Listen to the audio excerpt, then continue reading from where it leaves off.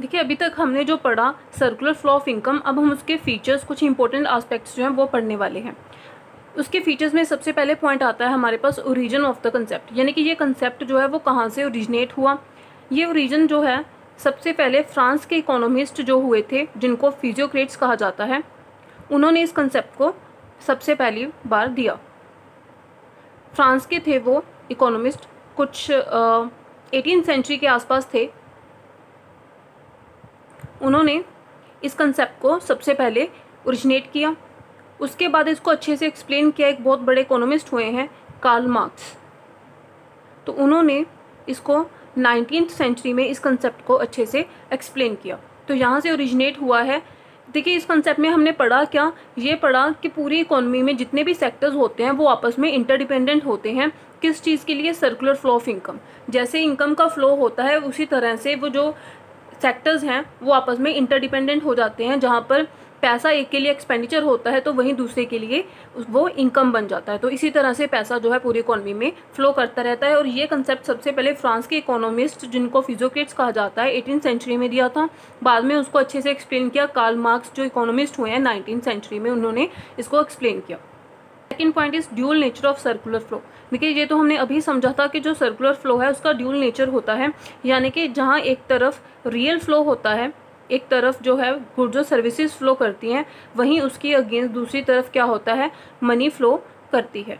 यानी कि एक तरफ जहाँ एक जो सेक्टर है वो एक्सपेंस कर रहा है, कुछ एक्सपेंडिचर कर रहा है, वहीं दूसरी तरफ एक सेक्टर जो है वो रिसीव करता है।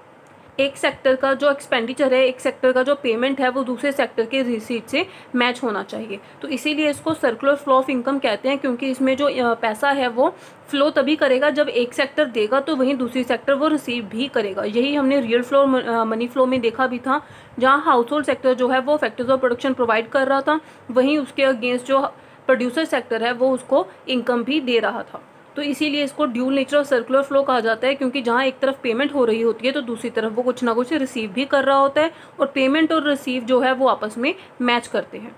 तो ये है dual nature of circular flow. Third is explanation of interdependence among different sectors.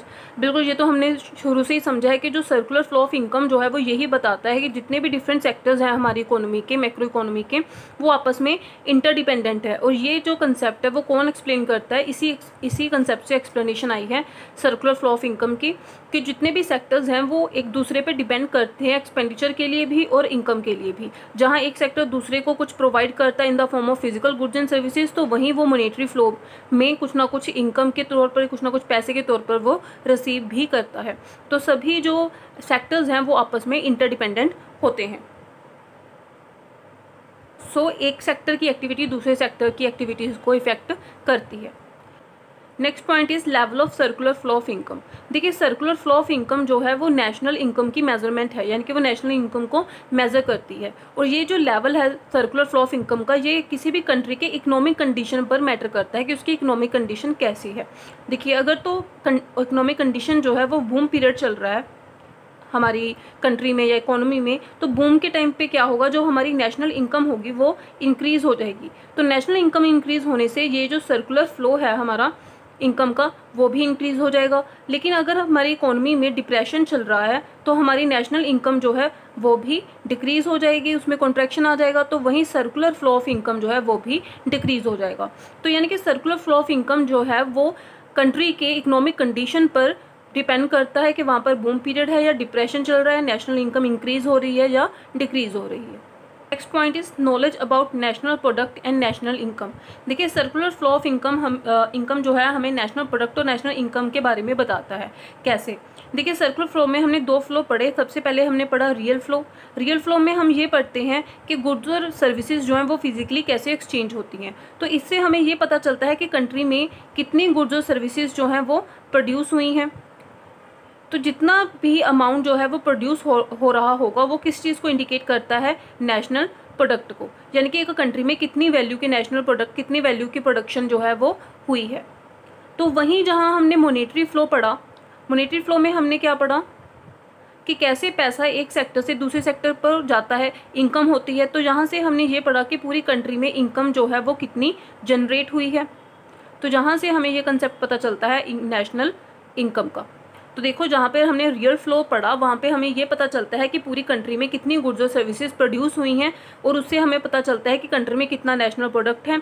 तो वहीं जहाँ हमने मॉनेटरी फ्लो पढ़ा उससे हमें पता चलता है कि इनकम जो है कितनी पूरी कंट्री में जनरेट हुई है, चाहे वो in the form of wages हो, in the form of rent हो, इंटरेस्ट हो, प्रॉफिट हो। तो वो सब जो है इनकम जनरेशन है वो किस चीज़ को शो करती है, नेशनल इनकम को। और हमारी इकोनॉमी में नेशनल इनकम जो है वो नेशनल प्रोडक्ट के इक्वल होनी चाहिए, और इक्वल होती है क्योंकि जितने की गुड्स प्रोड्यूस हुई हैं उतनी की ही इनकम जनरेट होगी। तो नेशनल प्रोडक्ट जो है वो इक्वल होता है नेशनल इनकम के। Next is stage of circular flow of income. देखिए सर्कुलर फ्लो ऑफ इनकम की जितनी भी स्टेजेस होते हैं वो हमने अभी तक पढ़ चुके हैं। 3 हमने पढ़े थे। सबसे पहले प्रोडक्शन फेज और प्रोडक्शन स्टेज। उसमें क्या पढ़ा था कि गुड्स और सर्विसेज जो हैं वो प्रोड्यूस होती हैं। उसके बाद जो प्रोड्यूस होती हैं तो वो इनकम जनरेट करता है, तो वो किस में डिवाइड की जाती हैं, फैक्टर्स ऑफ प्रोडक्शन में। तो फिर आता है डिस्ट्रीब्यूशन। डिस्ट्रीब्यूशन का मतलब इनकम को जो जनरेट हुई है उसको डिस्ट्रीब्यूट करना among the factors of production, यानी कि हाउस होल्ड के सेक्टर के हाथ में पैसा आ जाता है। जब उनके हाथ में पैसा आ जाता है तो वो एक्सपेंडिचर करते हैं, यानी कि वो कंजम्पशन के लिए पैसा पे करते हैं और गुड्स और सर्विसेज को कंज्यूम करते हैं। और जैसे ही वो एक्सपेंडिचर करते हैं वापस से वो पैसा किसके पास चला जाता है, प्रोडक्शन के पास चला जाता है, यानी कि प्रोड्यूसर्स के पास चला जाता है एक नई प्रोडक्शन करने के लिए। तो यही 3 स्टेजेस हैं, प्रोडक्शन, डिस्ट्रीब्यूशन एंड एक्सपेंडिचर। इन्हीं 3 स्टेजेस के थ्रू जो पैसा है वो पूरी इकोनॉमी में फ्लो करता है। Next point is leakages and injections. देखिए लीकेजेस का मतलब होता है वीक पॉइंट। हमारे सर्कुलर फ्लो ऑफ इनकम में वीक पॉइंट कौन से हैं, कौन सी ऐसी चीज़ है जो हमारे इस फ्लो को वीक करती है। देखिए कोई भी ऐसी चीज़ जहाँ पर पैसा रुक जाएगा तो वो हमारे इस फ्लो को वीक कर देगा। अब जहाँ पर पैसा रुक सकता है उसके कौन कौन सी टाइप्स हो सकती हैं। अगर कोई सेविंग कर रहा है, अगर उसके पास जितना पैसा आया उसने उतना ही खर्च ना करके कुछ पैसा उसको सेव कर लिया, तो क्या होगा, एक तरह से फ्लो पे इफेक्ट पड़ेगा। जितना भी पैसा जो है उसके पास आया है उतना आगे मूव नहीं कर पाएगा। तो सेविंग एक लीक पॉइंट बन जाता है हमारे फ्लो का। उसके अलावा अगर हम इंपोर्ट कर रहे हैं और वहाँ पर कुछ पे कर रहे हैं, इंपोर्ट पर हम कुछ पेमेंट कर रहे हैं, तो उससे क्या हुआ कि पैसा जो है हमारे पास आया, लेकिन वो पैसा हमने अपनी कंट्री में फ्लो होने की बजाय हमने उसको क्या कर दिया, बाहर भेज दिया। इंपोर्ट करने का मतलब होता है सामान अपनी कंट्री में मंगवाना और दूसरी कंट्री को उसके बदले पेमेंट कर देना। अब पैसा हमारी कंट्री से दूसरी कंट्री की तरफ चला गया, तो इससे क्या होगा, हमारी कंट्री का जो इनकम फ्लो है वो जो है इफेक्ट होगा। तो तीसरा पॉइंट हो सकता है जैसे हमने टैक्सेस पे कर दिए हों, तो उससे भी क्या होगा, हमारा फ्लो है जो एक तरह से इफेक्ट होगा और हमारा फ्लो वीक हो जाएगा। तो ये थे कुछ वीक पॉइंट्स जो हमारे सर्कुलर फ्लो ऑफ इनकम को वीक करते हैं। इंजेक्शंस होते हैं कि कौन सी ऐसी चीज़ें हैं जो हमारे सर्कुलर फ्लो ऑफ इनकम को स्ट्रेंथन करते हैं, मतलब उसको मजबूत बनाते हैं, जिससे जो हमारी इकोनॉमी में पैसा जो है वो मूव करता है बहुत ईजीली और जल्दी जल्दी। तो कौन सी ऐसी चीज़ें हैं जिससे हमारा जो फ्लो है वो ज़्यादा मजबूत और ज़्यादा स्ट्रॉन्ग बनता है। फॉर एग्जाम्पल जैसे यहाँ पर हमने पढ़ा था सेविंग हो रही थी जिससे पैसा रुक रहा था, तो ऐसी कोई चीज़ जिससे पैसा रुके नहीं बल्कि ज़्यादा मूव करे, तो वो कौन सी चीज़ हो सकती है, इन्वेस्टमेंट। जितनी ज़्यादा इन्वेस्टमेंट होगी तो उतने ज़्यादा पैसा जो है वो फ्लो में आएगा, सर्कुलेशन में आएगा। सेकेंड पॉइंट क्या हो सकता है कि हम एक्सपोर्ट कर रहे हों। एक्सपोर्ट करने का मतलब होता है कि हमारे गुड्स और सर्विसेज हम बाहर दूसरी कंट्रीज़ को भेजें और उसके बदले पेमेंट रिसीव करें, तो पैसा फिर से हमारी कंट्री में आएगा।